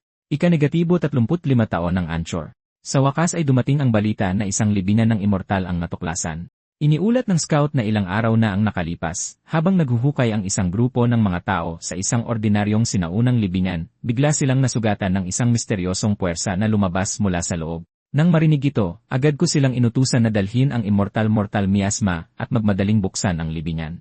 Sa ilalim ng aking direksyon, sariwang dugo ang iwinisik dito. Ang dating hindi mapasok na panangga ay agad na naging abo sa sandaling madikit ito sa dugo. Maya-maya pagkapasok namin, may nag-ulat na nakahanap sila ng isang bagay na kahawig ng lumilipad na pagkatanggap ko ng balitang ito. Agad akong nagmadaling pumunta ng walang pag-aalinlangan. Habang tinitingnan ang bagay sa harap ko, nagulat akong nagtanong kung ito ba ang lumilipad na sasakyan. Pero ang bagay na ito ay hindi man lang kasing laki ng sapatos ko. Gayunpaman, sa pamamagitan ng isang mensaheng inukit sa mga pader ng libingan ng may-ari nito bago siya mamatay, sa wakas ay naintindihan ko kung ano talaga ang nangyari. Lumalabas na ang may-ari ng libingan ay nagngangalang Qian Hong, isang foundation establishment cultivator. Mahigit 3,000 taon na ang nakalilipas, tinugis siya ng mga kaaway at dahil wala ng ibang mapuntahan, nagtago siya sa lupaing ito na pinutulan ng immortalidad. Ang lupaing pinutulan ng immortalidad ay walang anumang espiritual na enerhiya. Ang taong ito ay walang maraming spirit stones, at hindi nagtagal, naubos ang kanyang mga spirit stones. Kung walang spirit stones para mapunan ang espiritual na enerhiya, mabilis na bumaba ang kanyang cultivation. Inisip niya na noong ipinatapon ang mga mortal sa lugar na ito 1,000 taon na ang nakalipas, baka may naiwang 1 o 2 lumilipad na sasakyan. Kaya't nagsiyasat siya mula sa maraming anggulo at matapos gumugol ng mga dekada, sa wakas ay natagpuan niya ang libingan ni Yixing. Bagaman mayroon niyang lumilipad na sasakyan sa libingan, nasira ang pangunahing power formation nito at hindi siya sanay sa pagpino ng mga artifact. Sa puntong ito, tuluyan ng isinuko ni Qian Hong ang ideya na lisanin ang lupaing ito na pinutulan ng immortalidad. Pagkatapos ay tumingin ako sa tabletang bato. Ipinapahiwatig ng sistema na ito ay isang kayamanan ng langit at lupa na tinatawag na stele ng natirang hakbang. Matapos kong ipatong ang aking kamay dito, walang reaksyon ang reincarnation artifact. Hinala ko na naging ordinaryong bato na ito dahil sa immortal miasma. Pagkatapos ay kinuha ko ang iba pang mga bagay na iniwan niya. Ang isa ay isang paraan ng cultivation para sa ime refinement na tinatawag na lesser true return formula na nagpapakita na ang kasalukuyang bilang ng mga nagsasanay ay isang tao. Ang isa pa ay isang paraan ng cultivation para sa foundation establishment na tinatawag na cloud and water record na nagpapakita rin na ang kasalukuyang bilang ng mga nagsasanay ay isang tao. Nang makita kong may nagsasanay na sa mga paraan ng cultivation na ito, agad kong naisip na isa itong bitad. Ngunit sa pag-isip pa, may parang mali. Mahigit 3,000 taon na ang lumipas. Kalimutan na ang foundation establishment, kahit ang mga golden core cultivator ay matagal nang patay ngayon. Bigla, naisip ko kung ang mga paraan ng cultivation na ito ay maaaring may mga orihinal na talaan. Pagkatapos ng malaking sakuna, maraming paraan ng cultivation ang tinipon ng mga malalaking paksyon tulad ng 10,000 Immortals Alliance at ng 5 Elders Council. Kaya tiyak na may mga orihinal na talaan. Kapag nakikita ng pamunuan ng mga malalaking paksyon na ito ang mga paraan ng cultivation na walang nagsasanay, inilalabas nila itong muli para ipagpalit ng mga tao. Ang dalawang paraang ito ay maaaring nagpalit na ng may-ari ng hindi mabilang na beses sa loob ng 3,000 taon. At ang huling bagay na ito ay ang lumilipad na sasakyan na matagal ko nang inaasam. Bagaman sira ang lumilipad na sasakyang ito, hindi kailangang mag-alala. Hindi ito naayos ni Qian Hong at hindi ko rin kaya, si Li Fan, pero may iba namang makakagawa nito. Kaya naghintay ako ng isa pang 15 taon hanggang sa araw na lumipad sina Ku Hong at Dao Xuanzi sa ibabaw ng kabisera ng hari. Sa pagkakataong ito, bago sila magsimulang maglaban, nagsalita ako para abalahin sila. Tinatanong kung talagang magpapatayan sila dahil lang sa isang core formation cultivation method. Nang marinig ito, pareho silang unang nagulat, pagkatapos ay sinabing tunay nga akong mayabang. Hindi ako nagpakita ng anumang takot, sa halip ay gumawa ako ng isang kilos ng pag-anyaya, inaanyayahan silang parehong bumaba at tingnan para sa kanilang sarili. Dahil sa kuryosidad na mag-imbestiga, pansamantalang isinantabi ng dalawa ang kanilang alitan at umupo kasama ko. Pagkatapos ay sinabi ko sa kanila na noong malapit nang mamatay ang aking ninuno, nag-iwan siya ng propesya na 2 immortal ang darating mula sa kalawakan sa mga susunod na henerasyon. Ito na raw ang pagkakataon para makaalis ang aming angkan sa lugar na ito. Sa loob ng libu-libong taon, nag-aalinlangan ang aking angkan. Ngunit ngayon, sa wakas ay nakumpirma na. Nang marinig ito, tinanong ni Ko Hong kung ano ang pangalan ko. Sinabi ko sa kanila na ang pangalan ko ay Li Fan. Pagkatapos ay tinanong ni Dao Xuanzi kung ano ang ibig kong sabihin sa pagkakataong umalis sa lugar na ito. Naging seryoso ang ekspresyon ko habang tinatanong kung hindi ba sila naniniwala sa akin. Sabi ni Kuhong na siya at ang kanyang kapatid ay naglakbay na sa Immortal Realm sa loob ng daan-daang taon, ngunit hindi pa sila nakarinig ng anumang teknik ng panghuhula na kayang hulaan ang mga pangyayari 1,000 taon sa hinaharap.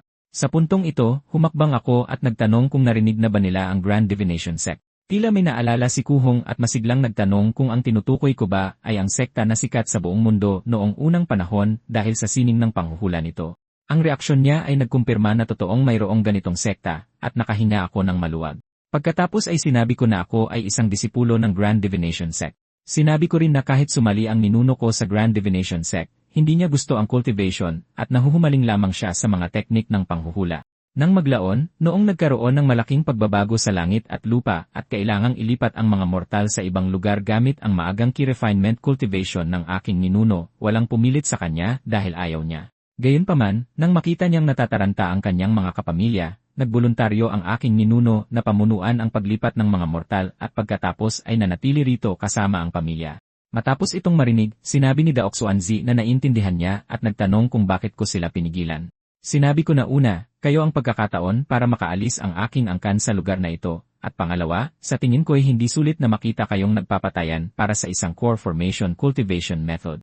Sinabi ni Dao Xuanzi na baka hindi ko alam, ngunit ang mga cultivation method ay napakabihira sa labas ng mundo ngayon, at normal lang na magtaksilan at mag-away para sa isang method. Sa puntong ito, sinabi ko na bago mamatay ang aking ninuno, ipinasa niya ang isang golden core cultivation. Nang marinig ito, agad na sinabi ni Ku Hong ng masigla kay Dao Xuanzi na ito ay napakaganda, at hindi na nila kailangang mag-away pa para sa mga cultivation method. Agad ding nagtanong si Dao Xuanzi kung ano ang gusto kong itulong nila. Sinabi ko na ang matagal ng hiling ng aking mga ninuno ay ang makabalik kaming mga angkan sa Grand Divination Sect. Bago siya mamatay, bukod sa cultivation method na ito, ipinasa rin niya ang isang mahiwagang artifact na tinatawag na Grand Divination Vessel. Kahit nasira ito, minsan nang kinwenta ng aking ninuno gamit ang sining ng panghuhula na pagkalipas ng maraming taon, 2 cultivator ang darating sa lugar na ito, isa'y magaling sa espada, isa'y mahilig sa paglikha ng artifact, na makakatulong sa kanyang mga inapo na ayusin ang Grand Divination Vessel at makataka sa isinumpang lupain na ito. Nang marinig ito, lalo silang naniwala sa aking mga salita at namangha sa kung gaano kalalim ang sining ng panghuhula. Sa puntong ito, naghanda akong dalhin sila para i-verify muna ang cultivation method para hindi puro salita lang ang magpapatunay. Nang makitang gusto ring sumama ni Ku Hong, malamig na nagtanong si Dao Xuanzi kung hindi pa ba siya kontento kahit na nakakuha na siya ng core formation cultivation method. Ang mga salitang ito ay nagpanginig sa puso ni Ku Hong. Pagkatapos ay mabilis siyang tumalikod at sinabing hindi na siya sasama. Nang makita ang sitwasyon, isang tusong ngiti ang lumitaw sa aking mga labi. Nang dalhin ko si Dao Xuanzi sa pasukan ng lihim na silid, natigilan siya dahil nakikita niyang puno sa loob ng immortal miasma na maaaring kumitil sa kanyang buhay. Sinabi kong dapat mag-ingat. Bilang mga mortal lamang, ito lang ang magagawa namin para protektahan ang pinakamahalagang yaman ng aming pamilya. Habang nagsasalita, kumuha ako ng isang cultivation method mula sa loob. Ito mismo ang nakuha ko kay Ku Hong sa nakaraang buhay. Nang makitang ito pala ay isang nascent soul cultivation method, nagsimulang manginig ng hindi mapigilan ang buong katawan ni Dao Xuanzi. Nang makita ang kanyang ekspresyon, alam kong hindi niya napagtanto na ang hawak ni Ku Hong ay isa palang nascent soul cultivation method. Pagkatapos ay ipinaliwanag ko sa kanya na dahil naroon kanina si Immortal Master Ku Hong, natakot ako na baka may masama siyang balak, kaya itinago ko ang katotohanan at sinabing isa lamang itong core formation method. Nang marinig ito, agad na nagbigay-pugay si Dao Xuanzi upang magpasalamat at nangakong tiyak na papatulungin niya si Ku Hong sa pag-aayos ng Grand Divination Vessel. Malakas din akong tumawa at sinabing kung magagawa ito, tiyak na iaabot ko ang cultivation method gamit ang 2 kamay. Pagkabalik sa Great Hall, sinabi ni Dao Xuanzi kay Ku Hong na mayroon nga akong core formation cultivation method. Nang marinig ito, sinabi ni Ku Hong na dapat kunin na lang nila ng sapilitan ang cultivation method. Mga mortal lang, gaano man karami, hindi kayang pigilan ang 2. Sabi ni Dao Xuanzi, ako raw ay isang inapo ng Grand Divination Sect, at nasaksihan nilang pareho ang nakakatakot na sining ng panghuhula kanina. Kaya sino ang nakakaalam kung ano pang ibang paraan ang mayroon ako? Kinumbinsi niya si Ku Hong, sinasabing ayos lang na tumulong sa pag-aayos ng Grand Divination Vessel dahil hindi naman ito mahirap na gawain. Sa katotohanan, natatakot si Dao Xuanzi na kung pipilitin ako ng husto, baka ibunyag kong isa pala itong nascent soul cultivation method na magiging problema. Ang tila maliit na bangkang gawa sa kahoy ay inabot sila ng isang buong taon para ayusin. Matapos makumpleto ang pag-aayos at ibigay sa akin, sinabi ni Ku Hong na ang core power formation, transformation at scaling formation, at movement formation ng Grand Divination Vessel ay ganap ng naayos. Gayunpaman, dahil sa kakulangan ng materyales, ang defensive formation at offensive formation ay simpleng pag-ayos lamang ang natanggap. Kahit na kaya nitong lampasan ang Immortal Severing Formation, magiging kulang ito para harapin ang mga atake mula sa ibang mga cultivator. Habang tinitingnan ang Grand Divination Vessel sa aking kamay, masigla kong sinabi na hindi ito mahalaga. Hanggat makakabalik ako sa Immortal Realm gamit ang token ng aking mga ninuno, natural na makakahanap ako ng paraan pabalik sa Grand Divination Sect. Ipinaliwanag sa akin ni Ku Hong na ang Grand Divination Vessel ay may 3 anyo at nangangailangan ng spiritual energy bilang kapangyarihan na kontrolado ng spiritual sense. Ang unang anyo ay 0 metro lamang ang haba at 2 hanggang 3 metro ang lapad. Ang medyo mas malaking anyo ay 100 metro ang haba. At kapag pinalaki sa pinakamalaking sukat, umaabot ito sa 1,000 metro ang haba. Sinabi rin niya na hindi sagana ang kanilang mga reserbang spirit stone, ngunit bilang panggatong, sapat lang ito para mag-anyong pangalawa ang sasakyan at makaalis sa lugar na ito. Gayunpaman, ang pagpapalipad ng Grand Divination Vessel ay nangangailangan ng spiritual sense na hindi bababa sa Chai Ray refinement level. Mayabang siyang nagtanong kung kailangan ko pa bang siya ang gumawa nito para sa akin. Habang nagsasalita pa siya, gumagawa na ako ng mga hand seal patungo sa Grand Divination Vessel. Pagkatapos, sa isang kumpas ng aking kamay, agad na lumaki ang sasakyan sa haba na 100 metro. Nang makita ito, gulat na napabulala si Kuhong na talagang mayroon akong pambihirang pamamaraan na kayang kontrolin ang Grand Divination Vessel ng ganoon kadali kahit na isa lang akong mortal. Sinabi kong maliliit na pakana lamang ito, hindi karapat-dapat banggitin. Pagkasabi nito, sinenyasan ko si Daoxuanzi na sumama sa akin para kunin ang cultivation method. Makalipas ang ilang araw, naghanda silang magpaalam at umalis dahil hindi na marami ang natitira nilang spirit stones, at ang pananatili ng mas matagal ay magdudulot ng paghina ng kanilang cultivation. Sabi ni Kuhong, kung magkakaroon ako ng pagkakataong makalabas, mahahanap ko siya sa Railay Toching City sa loob ng Cloud Cluster Mountain Range. Pagkatapos ay inabutan niya ako ng isang balumbon ng papel. Sinabi niyang ito ang mapa ng lugar malapit sa labasan ng Immortal Severing Formation, iginuhit ayon sa aking mga kahilingan. Matapos magpalitan pa ng ilang salita, ang dalawa ay naging guhit ng liwanag at naglaho sa aking paningin. Habang nasa daan, sinabi ni Kuhong na kahit mayroon akong malaking talino at kakaibang pagkatao, malapit nang maubos ang aking buhay. At kahit na makabalik ako sa cultivation world, hindi na ako mabubuhay ng maraming taon. Sinabi ni Dao Xuanzi sa likuran niya na kung walang mahabang buhay, lahat ay ilusyon lamang. Hindi ba't naglalaban sila para mismo sa kakarampot na pagkakataong iyon sa mahabang buhay? Sa puntong ito, mausisang tinanong ni Kuhong kung anong cultivation method ang nakuha ni Dao Xuanzi. Bahagyang umiti si Dao Xuanzi at sinabing imposible namang pareho ito ng cultivation method na hawak niya. Posible kaya? Sinabi niya sa kanya na makakasiguro siyang pagkatapos bumalik at makalusot sa Golden Core Realm at mag-seclusion, tiyak natutuparin niya ang 3 bagay na ipinangako niyang itutulong sa kanya. Habang nag-uusap, nakarating na ang dalawa sa itaas ng Immortal Severing Formation. Tinanong ni Dao Xuanzi kung maglalakas loob si Kuhong na subukang tumawid dahil hindi pa nawawala ang proteksyon na ulap ng formation. Malakas na tumawa si Kuhong at sinabing bakit hindi siya maglalakas loob, pagkatapos ay gumawa ng hand seals at mabilis na bumulusok pababa. Di nagtagal pagkaalis nila, pinalipad ko ang Grand Divination Vessel sa mismong lugar na ito. 71 na ako ngayong taon. Ang susunod na pag-alis ng hamog ay 14 na taon pa. Hindi ko na kayang maghintay ng ganoon katagal. Sa puntong ito, wala nang natitira para sa akin na kapitan. Kaya ngayon, naghahanda akong pasukin ang Immortal Severing Formation. Sa isipang iyon, pinabilis ko ang Grand Divination Vessel at bumulusok pababa. Sa ilalim ng kalawakan, makapal na hamog ang bumabalot sa lahat. Isang kumot ng puti ang pumapalibot sa akin, na lumilikha ng isang matinding pakiramdam na hindi totoo. Ngunit hindi nagtagal, parang may nabunggo ako. Nagsimulang yumanig ng malakas ang sasakyan. Hinala ko ito ang Astral Wind Layer na binanggit ni Kuhong. Ayon sa kanya, madaling mapilas ng mga talim ng hangin na ito ang katawan ng isang mortal. Kahit ang mga Foundation Establishment Cultivator ay nangangailangan ng mga spiritual shield. Matapos magpalipad ng maingat sa loob ng kalahating oras, nalampasan ko ang Astral Wind Layer. Sa wakas ay humupa ang panginginig, at sa harap ko ay lumitaw ang walang hangganang liwanag. Sa wakas, nakatakas ako sa Immortal Severing Formation. Pagdating sa Cultivation World, maswerte akong nakakuha ng isang pambihirang cultivation method. Sa loob lamang ng isang siglo, naabot ko ang Golden Core. Pagkatapos nyon, naging maayos na ang aking landas sa cultivation. Pagkalipas ng 1,000 taon, umakyat ako. Sa Immortal Realm, nagsimula ulit akong mag-cultivate mula sa pinakamababang antas. Sa huli, naging isa akong Immortal Emperor na namumuno sa realm. Pagkatapos ay sinira ko ang Spatial Barrier, at umakyat sa Divine Realm, nagsisimula bilang isang hamak. Sa loob ng 10,000 taon, nag-cultivate ako hanggang sa Divine King Realm, at naging pinakamalakas na nilalang sa Divine Realm. Matapos pagdaanan ang hindi mabilang na paghihirap, umakyat ako sa Primordial Divine Realm, at naging isang hamak na tagabantay ng tarangkahan. Sa sandaling ito, bigla akong nagising, at napagtanto kong panaginip lang ang lahat. Ang aking vessel ay tuluyang tumaob.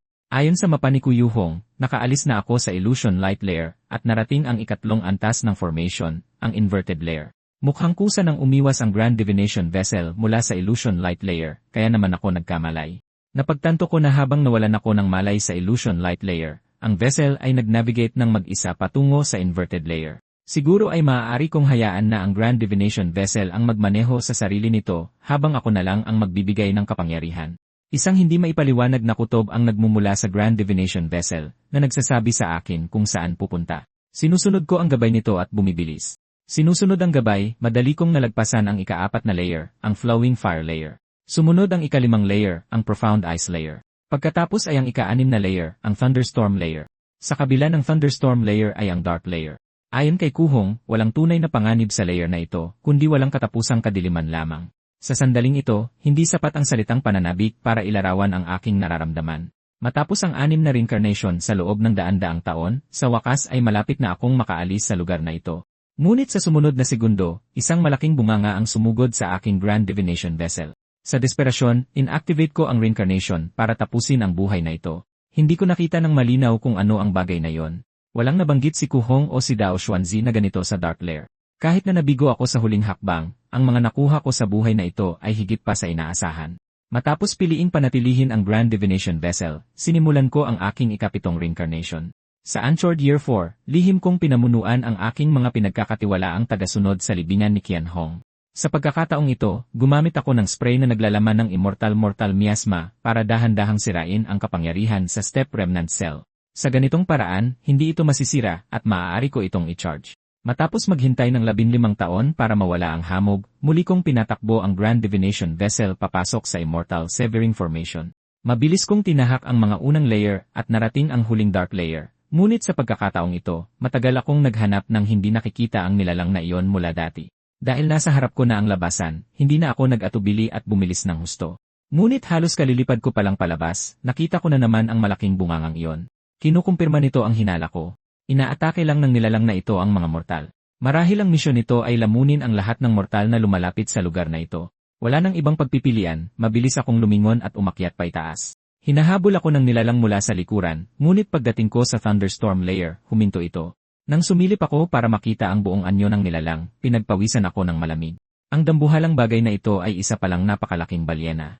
Ang aking vessel, na may habang 12 ng metro, ay hindi man lang kasing laki ng isa sa mga ngipin nito. Sa kabila ng napakalaking pagkakaiba sa laki, natatagpuan niya ako ng eksakto sa bawat pagkakataon. Sa sumunod na 15 taon, sinubukan kong pilitin ang daan ko sa Dark Lair ng hindi mabilang na beses. Ngunit sa mga pagsubok na ito, ang oras mula sa pagpasok sa Dark Lair hanggang sa matuklasan ng dambuhalang balyena ay paikli ng paikli, kaya maaari lang akong umatras na lang sa kahihiyan matapos iwasan ang balyena. Kaya, narating ko ang Anchored Year 35. Sa panahong ito, natuklasan ko na sa araw lamang na nawawala ang hamog tila naantala ang balyena ng isang bagay, kaya mas matagal bago niya ako mapansin. Sa dagdag na oras na ito, marahil ay mararating ko ang ilalim ng Void Abyss. Sa pagkakataong ito, naghahanda akong isugal ang lahat at humarurot sa pinakamataas na bilis. Ngunit sa sandaling masilayan ko ang liwanag ng labasan, sumalakay na naman ang dambuhalang balyena. Dahil masyado na akong nakalayo, wala na akong oras para umiwas, kaya maaari ko lang i-activate ang reincarnation para tapusin ang buhay na ito at piliing ipagpatuloy ang pag-charge. Sa ika-8 buhay ko sa Anchored Year 4, binuksan kong muli ang libingan ni Shay at Hong. Sa Anchored Year 5, sa araw ng pagkawala ng hamog, ang charging progress ay malapit na sa 70%. Ngunit anumang mas mababa sa 100% ay halos walang pinagkaiba sa akin. Maaari lang akong maghintay ng may pasensya. Sa Anchored Year 20, ang pagsubok ko ay nagtapos sa kabiguan. Anchored Year 35, bigo pa rin. Ngunit ang mga pagsubok na ito ay hindi ganap na walang silbi. Kahit paano, ang aking control sa Grand Divination Vessel ay lalong gumagaling. Sa Anchored Year 50, hindi ko na sinubukang piliting dumaan sa Dark Lair. Matanda na ako. Ang aking mga reflexes at estado ng pag-iisip ay malaki na ang ibinaba. Walang saysay kung pupunta pa ako. Kaya pinili kong makipagkita sa aking 2 matandang kaibigan, umaasang makakakuha ng ilang pahiwatig mula sa kanila. Sa pagkakataong ito, muli kong ginamit ang Core Formation Cultivation Method para akitin silang 2 sa mansyon ng Grand Preceptor. Pagkatapos ay ibinigay ko sa kanila ang guhit na ginawa ko ng dambuhalang balyena para sa kanilang pagsusuri. Matapos itong tingnan, nagtatakang sinabi ni Kuhong na hindi siya kailanman nakakita ng ganoong nilalang noong tumawid siya sa Dark Lair. Si Dao Xuanzi sa tabi niya ay tila may napansin. Sabi niya, nakakita raw siya ng kaugnay na tala sa isang sinaunang teksto. Noong unang panahon, mayroong isang sekta na tinatawag na Beast Taming Sect. Ang Beast Taming Sect ay walang malalalim na cultivation methods. Gamit lamang ang Beast Taming formula, kaya nilang kontrolin ang mga kakaibang hayop para lumaban para sa kanila. Kabilang sa mga pinakatanyag na hayop na kontrolado ng sekta, tila mayroong ganitong uri ng dambuhalang balyena. Nang marinig ito, naalala ni Kuhong na ang dambuhalang balyenang ito ay maaaring tawaging realm-splitting wale. Nang marinig ang clue na ito, agad ko silang tinanong ng may pananabik kung may paraan ba para maiwasan ang mga realm-splitting wall na ito. Ngunit sinabi nila na ang kakaibang hayop na ito ay nawala sa cultivation world libu-libong taon na ang nakalilipas. Hindi pa nga sila nakakakita ng isa, lalo na ang malaman ang anumang bagay tungkol dito. Nang marinig ito, napabuntong hininga ako. Sa huli, sa sarili ko lang ako makakaasa. Matapos ibigay ang cultivation method kay Dao Xuanxi, inactivate ko ang reincarnation para tapusin ang buhay na ito. Sa aking ikasyam na buhay, muli kong binuksan ang libingan ni Qian Hong, umaasang ma-absorb ang Step Remnant Stealth para sa pag-charge. Sa kasamaang palad, walang tugon ang reincarnation. Anchored Year 20, 35, 50. Paulit-ulit kong sinubukan ngunit hindi ko malagpasan ang Dark Lair. Pagsapit ng Anchored Year 65, ako'y 85 taong gulang na at nauubos na ang aking buhay. Sa pagkakataong ito, hindi ko ito pinilit. Binitawan ko na lang ang kontrol sa Grand Divination Vessel, hinayaan itong dahan-dahang anurin patungo sa ilalim ng Void Abyss mula sa simula. Ngunit sa pagkakataong ito, hindi nagpakita ang realm-splitting wall na dapat sanay lumitaw. Di nagtagal, narating ko ang isang punto na hindi kalayuan sa labasan. Nang makita ito, dali-dali akong tumayo na nanginginig ang mga binti. Pagkatapos ay kinuha ko ang kontrol sa vessel at humarurot ng buong bilis patungo sa labasan sa pinakailalim. Sa sandaling bumilis ako, muling lumitaw ang realm-splitting wall. Ngayon ko lang napagtanto, hindi nakakakita ang realm-splitting wall o mas tamang sabihing binabaliwala nito ang mga bagay na gumagalaw sa pare-parehong bilis. Hanggat mapapanatili ko ang parehong bilis, ligtas akong makakatawid sa Mortal Severing Formation. Sa isiping ito, humalakhak ako ng malakas. Gaano man kabilis ang realm-splitting wall na yon, narating ko na ang labasan. Sa gitna ng aking malakas na tawa at ng yungal ng balyena, sinira ng Grand Divination Vessel ang siwang sa pagitan ng mga realm at dumiretso sa Cultivation World. Hindi nagtagal, naging malabo ang paligid. Tila nilakbay ko ang distansya ng ilang mundo sa isang iglap. Sa ilalim ng matinding pressure, dumadaloy ang dugo mula sa aking ilong at mata, ngunit hindi ko ito pinapansin. Pagtingin ko pabalik sa Immortal Severing Formation, ang aking pananaw ay tumataas ng walang hanggan. Sa sandaling ito, nasaksihan ko ang isang eksenang hinding-hindi ko malilimutan. Naging malinaw na malinaw sa akin ang buong katawan ng realm-splitting wall at natuklasan kong hindi lang isa ang mga ito. Habang lumalayo ang aking pananaw, nakikita kong mayroon palang libu-libong realm-splitting wall. Malaya silang lumalangoy sa mga madidilim na espasyong nakalutang sa kawalan, at ang Immortal Severed Land na pinanggalingan ko ay lalong lumalayo sa Cultivation World na ito. Sa pagkakataong ito, sa wakas ay nakalabas ako sa rehiyong ito, at sa wakas ay nakita ko ang Cultivation World na pinapangarap ko. Dahil nakita ko ang eksenang ito bago mamatay, hindi na sayang ang buhay na ito. Kaya bago ako malagutan ng hininga, inactivate ko ang reincarnation. Pagkatapos ng siyam na reincarnation na tumagal ng halos 500 taon, sa wakas ay naabot ko na ang hangganan ng cultivation. Ayon sa orihinal kong plano, gusto kong pabilisin ang proseso ng pag-charge. Pero pagkatapos makita ang listahan ng mga pwedeng piliin, nag-alinlangan ako. Dahil sa pagkakataong ito, available pa rin ang Step Remnant. Pagkatapos pag-isipan, pinili kong i-preserve ito. Mapapatunayan nito ang isang hypothesis na mayroon ako. Sa aking ikasampung buhay, dahil hindi ko pinabilis ang pag-charge, kailangan kong maghintay ng 20 taon para matapos ito. Sa Anchored Year 3, pumunta ako sa libingan ni Qian Hong. Sa pagkakataong ito, imbes na gumamit ng Immortal Miasma para makapasok, direkta kong kinuha ang Step Remnant Cell. Sa sandaling inilabas ko ito, nagsimula itong dahan-dahang maglaho. Samantala, ang formation na nilikha ng Step Remnant Cell sa loob ng libingan ni Qian Hong ay mas lalong lumakas. Kinumpirma nito ang aking hinala. Ang mga mystical object sa mundong ito ay may pagiging natatangi. Dalawang magkaparehong mystical object ay hindi maaaring magkasamang umiral.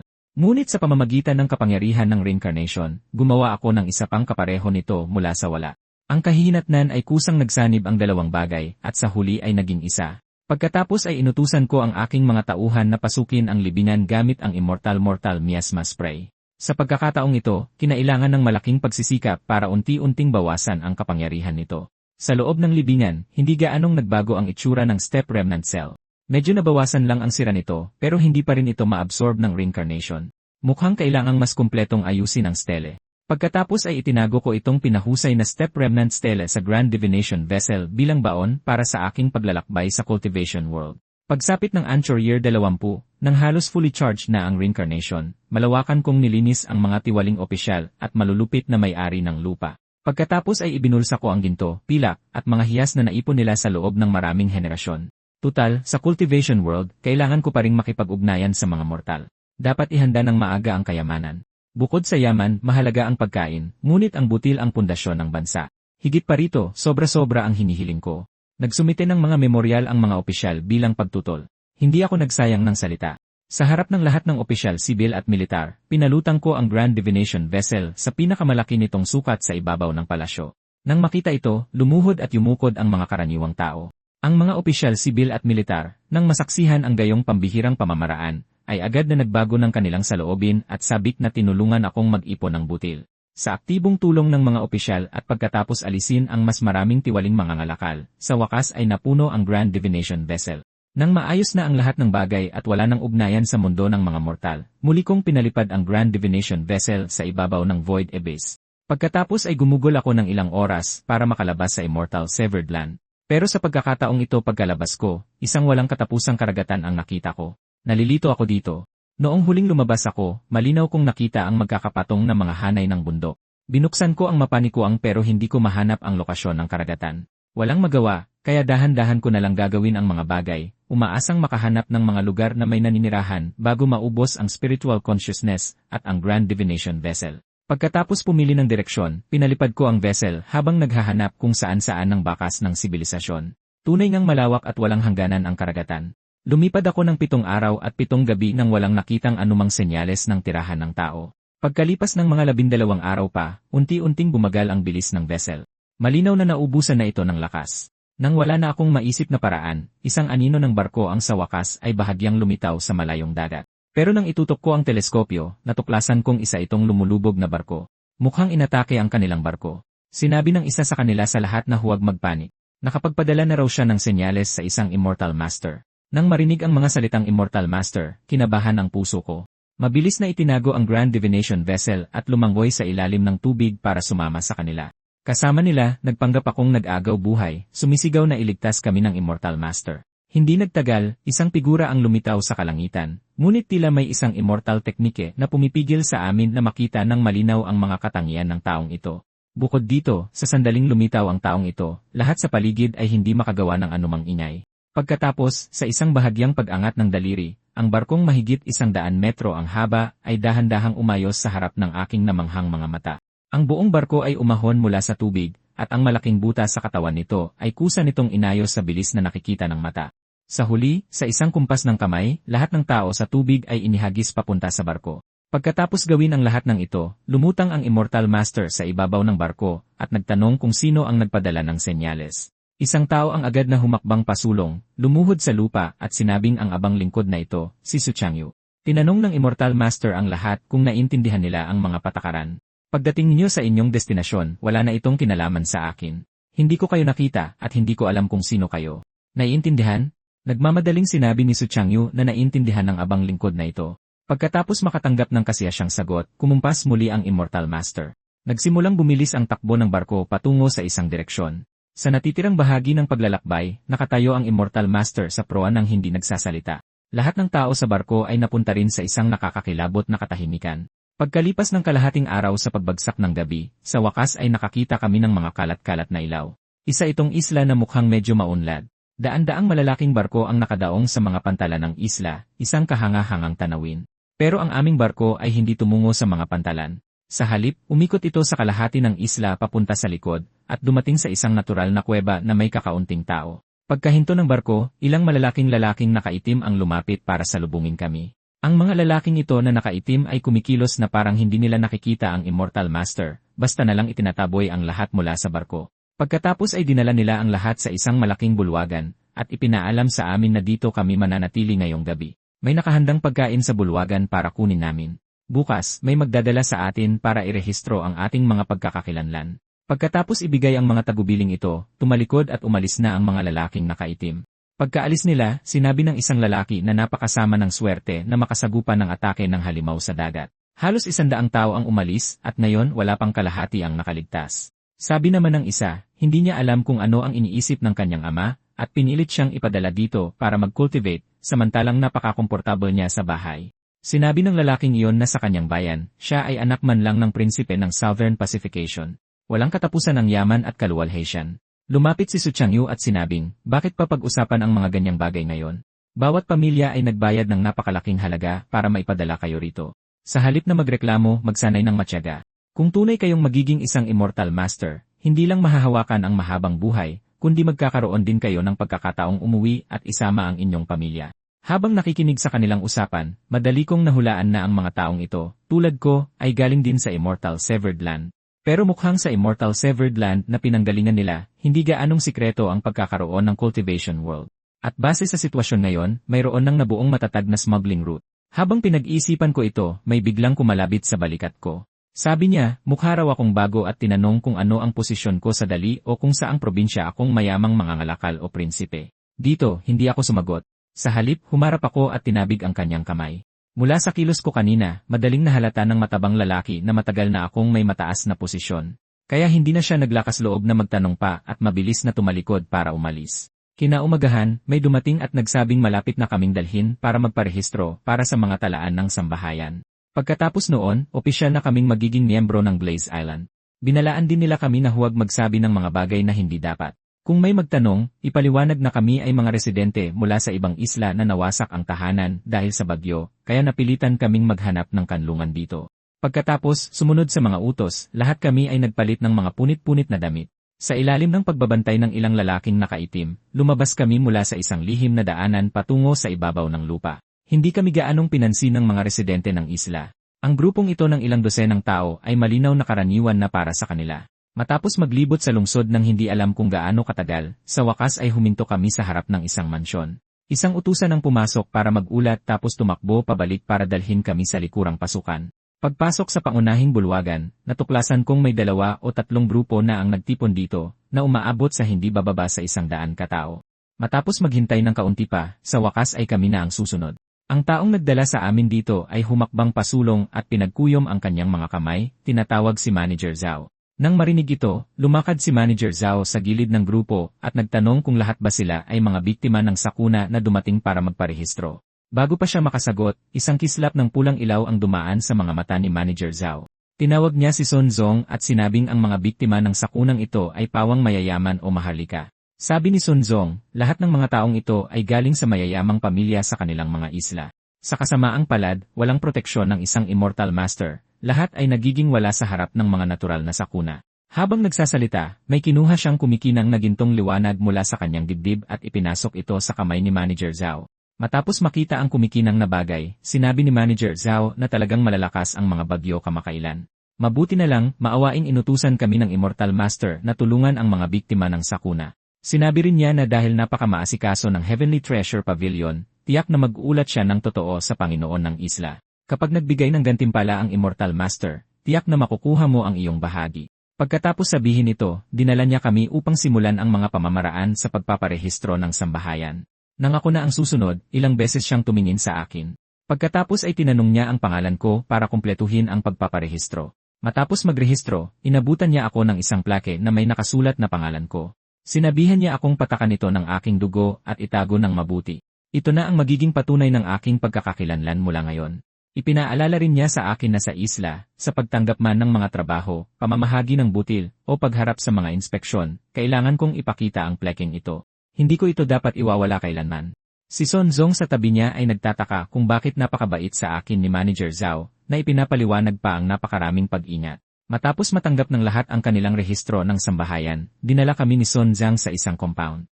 Sinabi niya kay Sun Zhang na ngayong kumpleto na ang mga rehistrasyon, maaari nang pirmahan ang kontrata.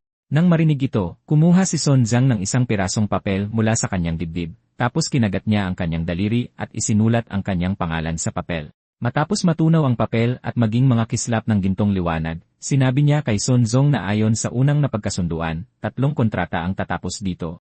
Kapag nakapag-ayos na sila, pipirmahan na nila ang huling kontrata. Nang marinig ito, napahawak si Sun Zong sa kanyang ulo at sinabing mahirap makipag-ugnayan sa Severed Realm. Kung hindi dahil sa kanilang hinalinhan, hindi gagawin ng Heavenly Treasure Pavilion ang hindi kumikitang negosyong ito. Pagkatapos magreklamo, nagpatuloy siya sa pagsasabing maaari nilang gamitin ang kanilang mga plate ng sambahayan upang kumuha ng tirahan.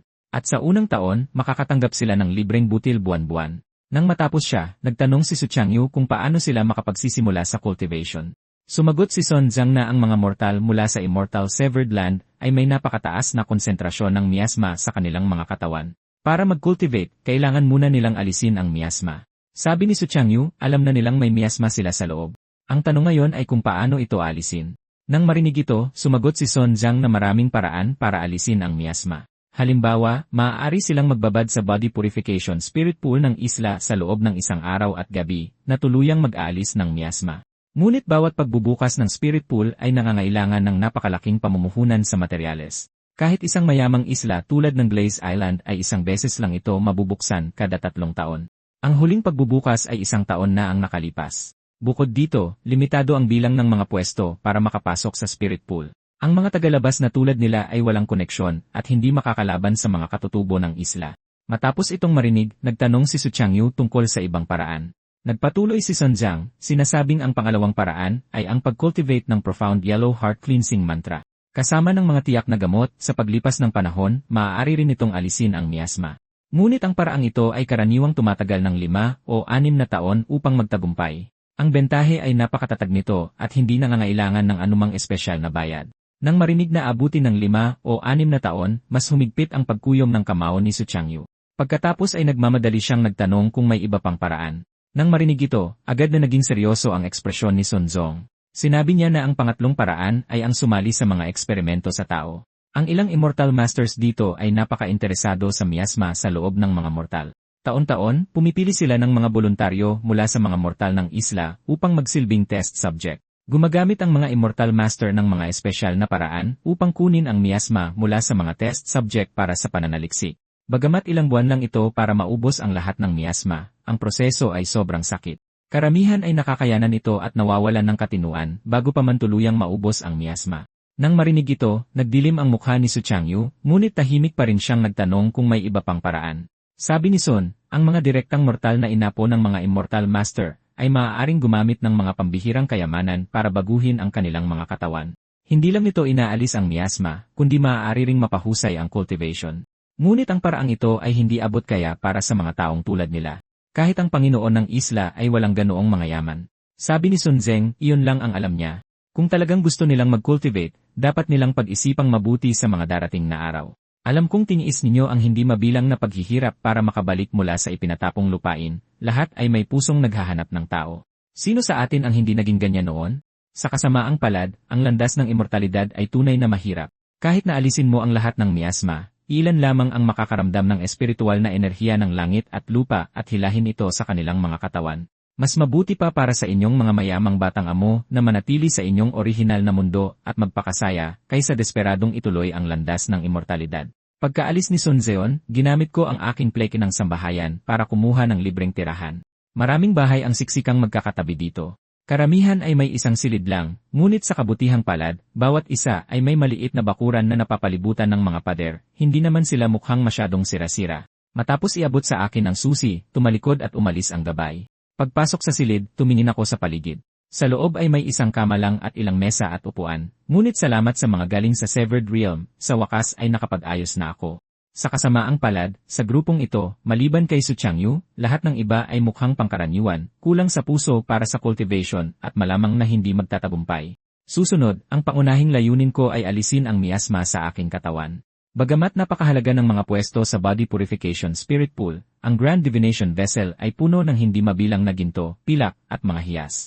Ang pagkuha ng pwesto sa pamamagitan ng panunuhol ay hindi dapat maging problema. Ngunit kung malalaman ito, magkakaroon ng gulo. Ayon sa kasabihan, huwag ipagyabang ang iyong kayamanan. Dahil walang koneksyon dito, magiging napakahirap kung mapupuntirya ako. Sa sandaling ito, may kumatok sa aking pinto mula sa labas. Habang tumatayo ako, kumuha ako ng isang maikling espada mula sa Grand Divination Vessel at hinawakan ito ng mahigpit. Pagbukas ko ng pinto, natuklasan kong ito pala yung matabang lalaki kanina. Pumasok ang matabang lalaki at nagtanong kung hindi ba ako isa sa mga taga-Severed Realm nila. Seryoso rin siyang nagtanong kung sino talaga ako at ano ang layunin ko sa pag-infiltrate sa Glaze Island. Nang marinig ko ito, nagdilim ang aking ekspresyon. Tinanong ko kung paano niya nalaman na hindi ako mula sa Severed Realm. Sabi niya noong nahulog sila sa tubig, nakita niya akong biglang lumitaw mula sa ilalim ng tubig. Inakala niya noong una na isa lamang itong ilusyon. Pero matapos niyang balikan sa isip, napagtanto niyang wala ako sa grupo mula pa noong simula. Nang marinig ito, sinabi kong medyo matalas at metikuloso siya. Agad na sumigla ang matabang lalaki, sinasabing bukod sa kanya, hindi man lang napansin ng ibang mga hangal na may sobrang tao. Tinanong ko kung totoong walang ibang nakapansin nito. Habang nagsasalita ako, ipinakita ko ang maikling espada sa aking kamay at dahan-dahang lumakad papalapit sa kanya. Pero ang matabang ito ay nananatiling walang kaalam-alam, nagyayabang pa rin sa sarili.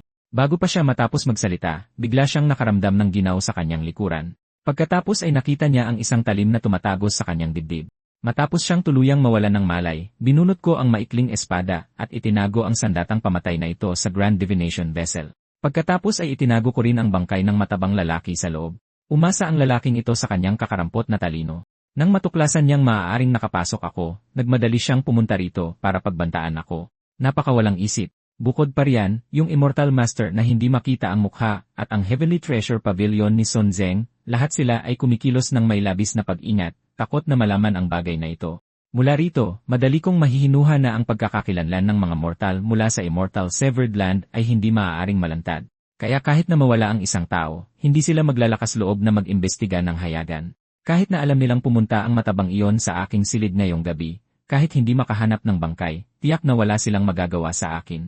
Nangyari ang mga bagay-bagay tulad ng aking inaasahan.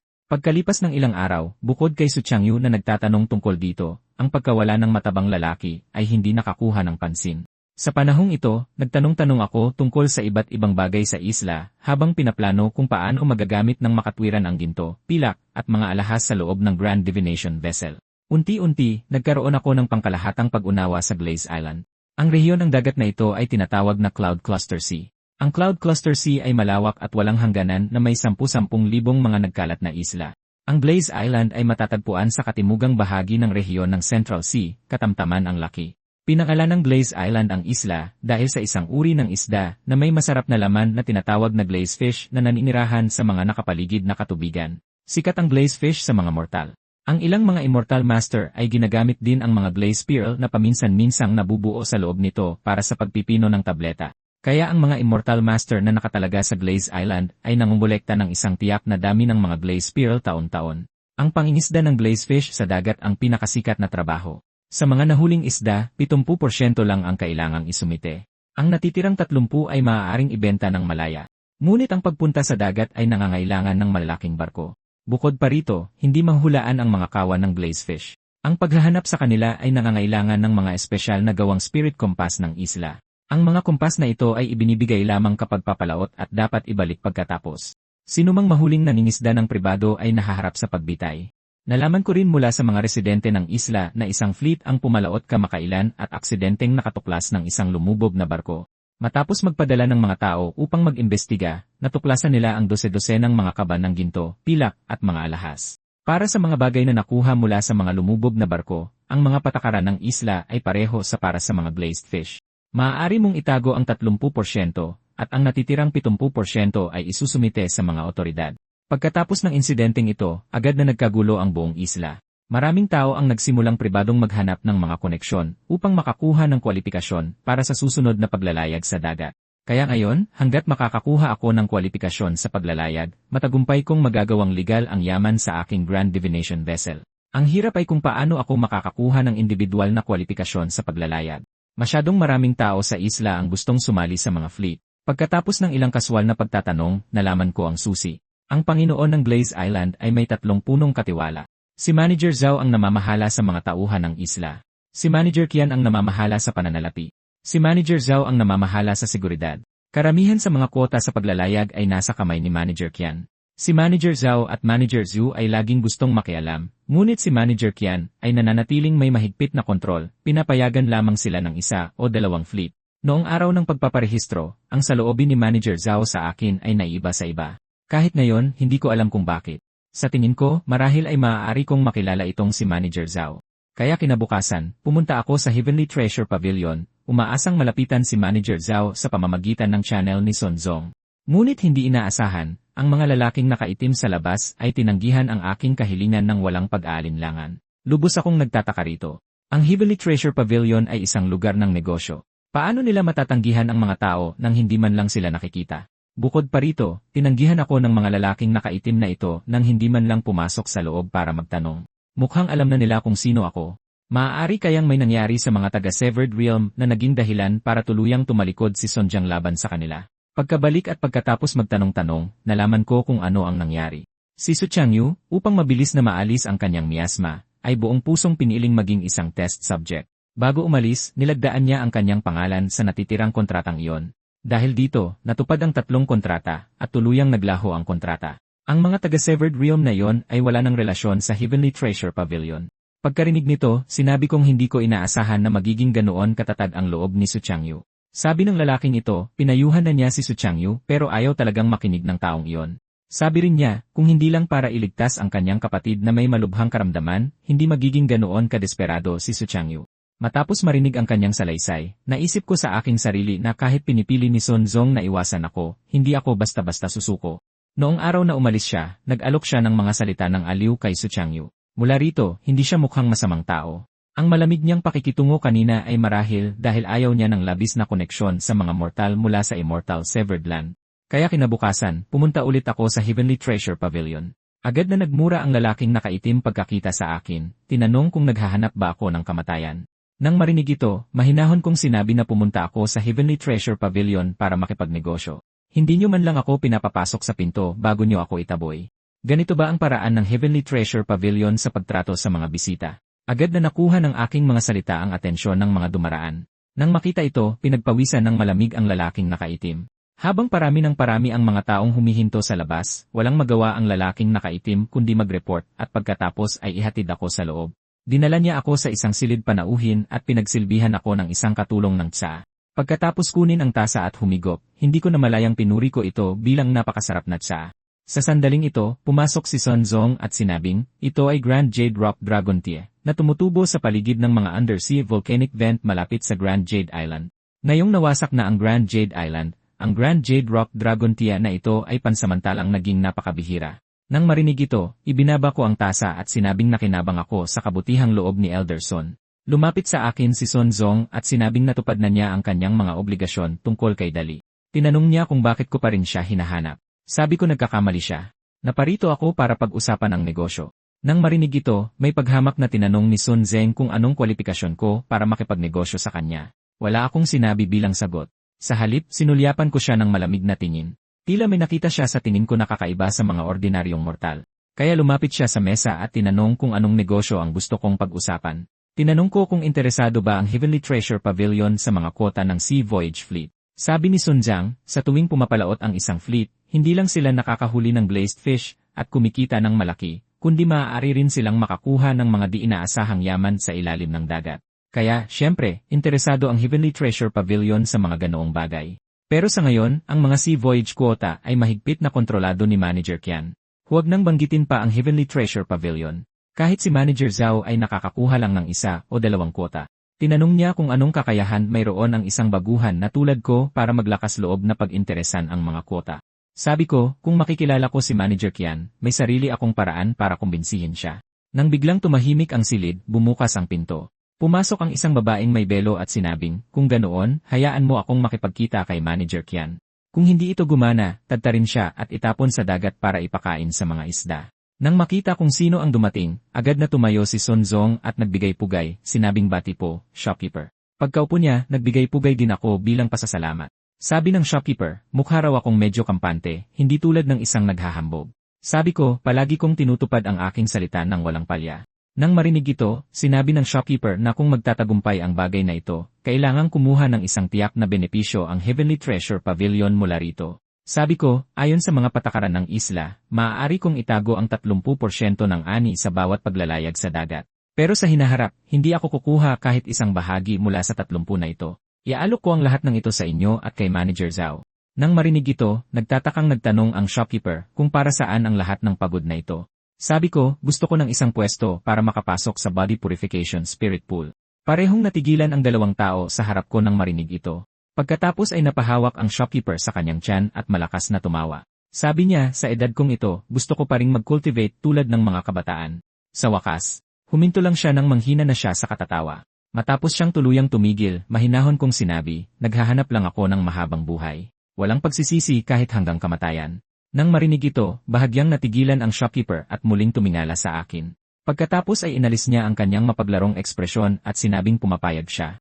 Habang paalis ako, sinabi ng shopkeeper na kapag nakapagtakda na ng petsa, magpapadala siya ng isang tao para abisuhan ako.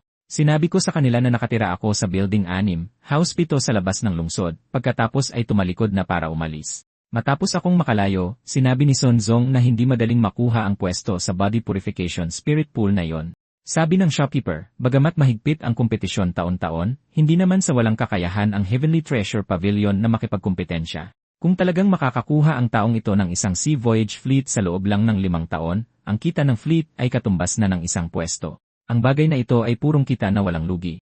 Sa puntong ito, huminto siya.